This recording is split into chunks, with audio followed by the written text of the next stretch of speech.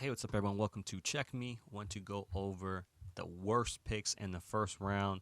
I'm gonna go, from worst to, least worst to worst worst, if that makes sense. The first one is Zay Flowers. Um, I know you just signed Lamar to the Ravens. I know the Ravens selecting Zay Flowers with the 23rd pick. I know you just signed Lamar Jackson. I know you just, signed a big deal. You want to bring him in and bring guys in and showcase things. But you don't need Zay Flowers is a guy that can be replaceable. I thought there were guys that they can pick up, or get for the value of him in later rounds. You got Keishon Butte, who I think is going to be a sleeper of the draft. Who just had a bad year, bad situation, but he was the guy at LSU for some time period. Marvin Mims from Oklahoma played in the Big 12. Had 1,000 yards, 6 touchdowns, 54 receptions. Not only that, and even in the same conference, you can get Josh Downs, who's on the same exact receiver. Who had 1,000 yards and more receptions and one less touchdown than Zay Flowers in the ACC. So I feel like you can get a guy like this in the later rounds, and I think the most important thing is protecting Lamar. Was it blocking schemes or was it just players not being good enough to block? But having depth on an offensive line, I think, is an important thing. You could have went defense here. Losing Calais Campbell. Beefing up your defense to ensure that you have a good rotation. Knowing good and well, Ravens they get injured. Everyone gets injured towards the end of the season for the past 2 years. And I think almost every starter on the defense has been injured in the past 2 years. So I think that you can wait for this pick. You've done enough for Lamar Jackson, right? You can wait for this pick, but then get some help within the deeper rounds. If you want a utility guy, they don't have to be the guy. They have to be a playmaker, and you can have guys that are playmakers that make plays.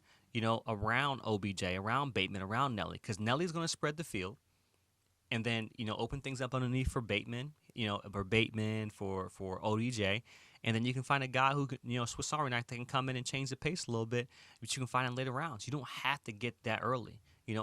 Protect Lamar first. You're good as well doing that with the offensive lineman. So I think that the Ravens could have done well by not getting Zay Flowers. They could get a player like him in the later rounds. I'm not going to mention Tank Dell, even though Tank Dell I think is going to be another sleeper in the draft.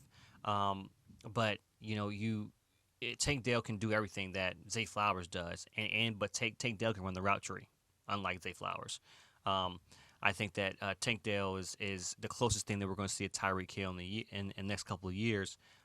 If he continues to utilize he's not as fast as Tyreek Hill, but he can move. He can accelerate. So I think that's the closest thing we'll see. To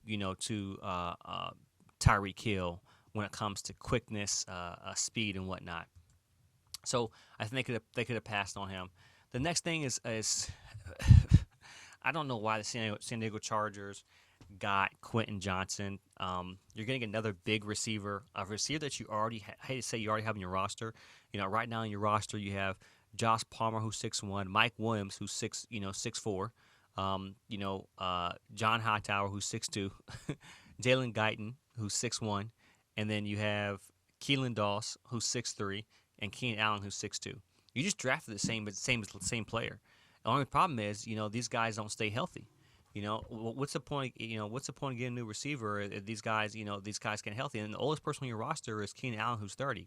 So you got your main go-getters, Mike Williams, who's 28, Josh Palmer, 23, who stepped up and play well, Guyton, who's 25.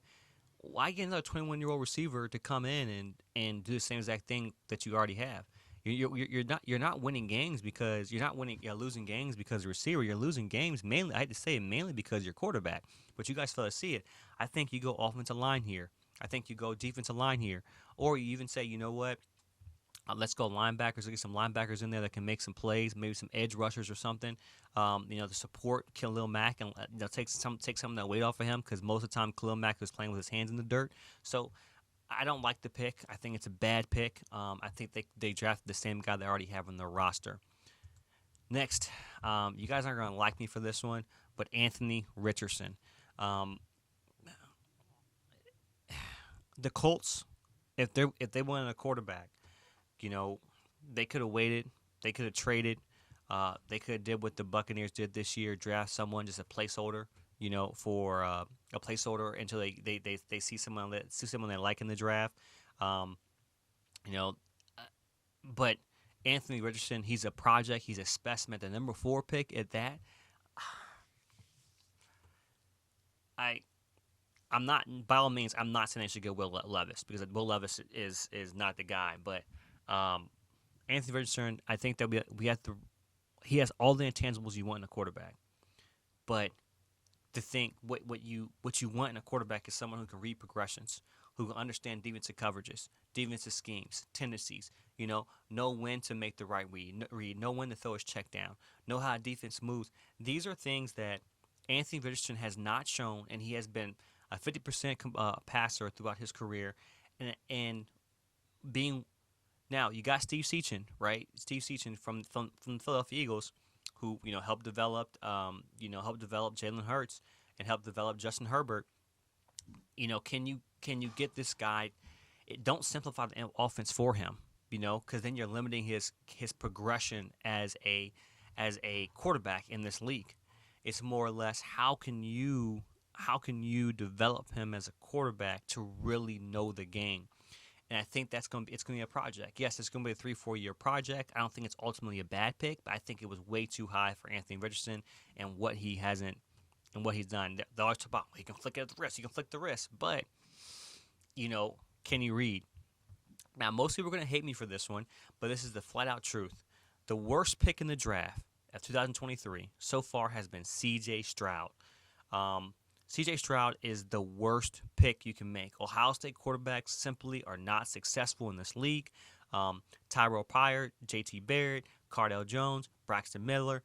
The list goes on. Justin Fields of the jury's still out. I'm rooting for Justin Fields. I hope he does well, and I hope they did a good job of supporting and getting some guys that can block for him in the draft. But C.J. Stroud, most Ohio State quarterbacks, they have the best receiving corps. So you're just throwing pitch and catch and one-on-one man coverage to these guys. You're not necessarily going out there. He's not necessarily going out there, throwing the curl route in cover 9, throwing the comeback, and cover 2. He's not reading these tough defensive schemes and making plays. He's essentially throwing the ball one-on-one to guys. That's 7-on-7. When you have the best receivers, you talk about Chris Olave, Jackson Smith, and whatever his name, Jigma. You have Garrett Wilson. A list goes on and on and on of Ohio State receivers that have gone to the league and done well. Your quarterback is pretty much playing pitch and catch. So I think that we have to understand that C.J. Stroud is going to get a situation with Houston, and who is he throwing the ball to right now? Like, if you look at Houston's roster, I mean, right now it's abysmal. It's concerning. Who is he throwing the ball to? And by all means, I think that he does have some intangible. Dwayne Haskins, but who is he throwing the ball to? I do think that he's a Dwayne Haskins. I do think that he has to develop and understand. Though it was one-on-one in the NFL, you can't just force things. You don't have to make plays with your feet. You got to do more. I don't think that I personally don't think that, looking at his receivers, your best receiver is Brandon Cooks, and I don't even know if Brandon Cooks is back this year. Is he coming back this year? Yeah, Brandon Cooks is at the Cowboys. Your best receiver is gone. If you look at that roster right now, you're throwing TJ Stroud in a situation where, his number one option right now is Noah Brown, or it's Robert Woods, or it's Mechie coming back, after he just beat cancer. Maybe get him more weapons next year, and say this is a project. But you're throwing him in a situation where it can really damage his career. So I think it's a bad pick. I think that you wait. If you really wanted, a quarterback, you could have waited till next year. You could have traded for one. You got rid of Deshaun Watson. But this was a bad pick, and Ohio State quarterbacks have a history of not doing well, mainly because the offense that they come from, playing in a weak, overrated conference like the Big Ten, and they come to the league and they just suck it up, and that's been the trend of Ohio State quarterbacks for the past 2 decades.